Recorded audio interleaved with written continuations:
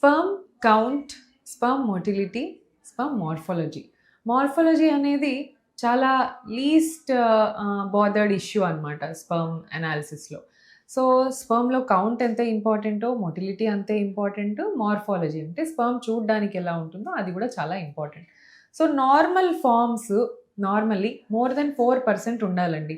ఇప్పుడు 100 స్పర్మ్స్లో కనీసం 4 are more sperms అన్ని 3 పార్ట్స్ కలిగి ఉండాలి.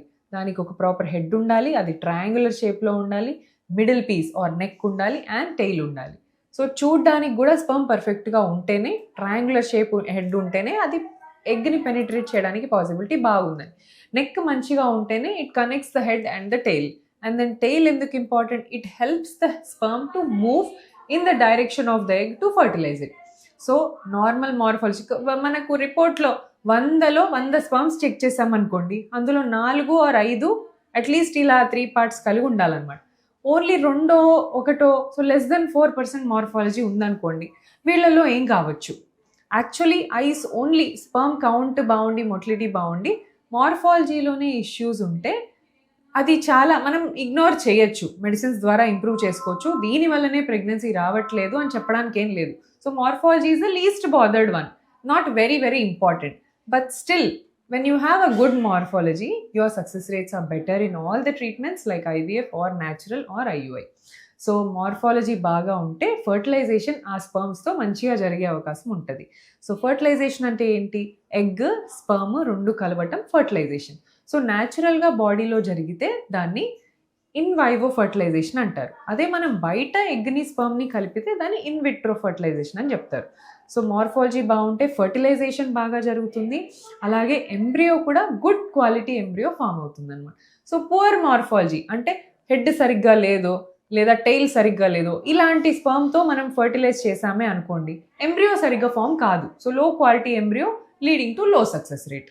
సో గుడ్ మార్ఫాలజీ ఉన్న స్పర్మ్స్ని మనం సెలెక్ట్ చేసుకోవడానికి we have good microscopes, so many technologies. So microscope magnification ఎక్కువ చేసి మనం చూస్తాం, అన్ని కరెక్ట్గా ఉన్న పార్ట్ని మాత్రమే తీసుకొని ఐవీఎఫ్లో మనం సెలెక్ట్ చేయొచ్చు.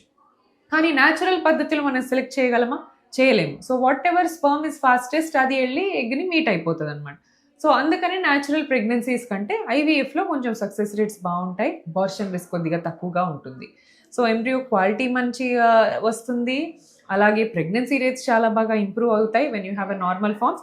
And also live birth, baby 9 నెలల పాటు పెరిగి లైవ్ బర్త్ అంటే మన చేతికి రావడానికి కూడా నార్మల్ మార్ఫాలజీ ఉన్న స్పర్మ్ కలిస్తే ఛాన్సెస్ బాగా ఉంటాయి అన్నమాట. సో ఈ మార్ఫాలజీ అనేది ప్రీవియస్లీ క్రూగర్ అనే ఒక సైంటిస్ట్ క్రైటీరియా ఇచ్చారనమాట. సో అట్లీస్ట్ ముందు 20%, 30% చాలా డిఫరెంట్ నెంబర్స్ ఉండేవి. బట్ దెన్ క్రూగర్ అనే సైంటిస్ట్ వచ్చి స్ట్రిక్ట్గా క్రైటీరియా ఇచ్చారు. ఏంటది? అట్లీస్ట్ 4 ఆర్ మోర్ స్పర్మ్స్ నార్మల్గా ఉంటే నార్మల్ మార్ఫాలజీ కింద కన్సిడర్ చేయొచ్చు. Anything which is less than 4 is considered abnormal morphology. That means teratozoospermia అని చెప్తారనమాట. సో ఇలా లో ఉన్న వాళ్ళల్లో కూడా లో మార్ఫాలజీ ఉండడానికి చాలా కారణాలు ఉంటాయి. మళ్ళీ ఇన్ఫెక్షన్స్ అని, మీ ఆల్కహాల్ అని, స్మోకింగ్ అని, again the thing comes back to the same. So usage of antioxidants, getting back to a healthy lifestyle, getting proper sleep, ఇవన్నీ again it plays a role in improving a morphology. So anybody who's has a problem with morphology definitely they can conceive. Low morphology ఉంది అంటే మీరు conceive అవ్వరని కాదు, 100% conceive అయ్యే chance ఉంటుంది, provided మీరు proper treatment doctor దగ్గర తీసుకోండి. Thank you.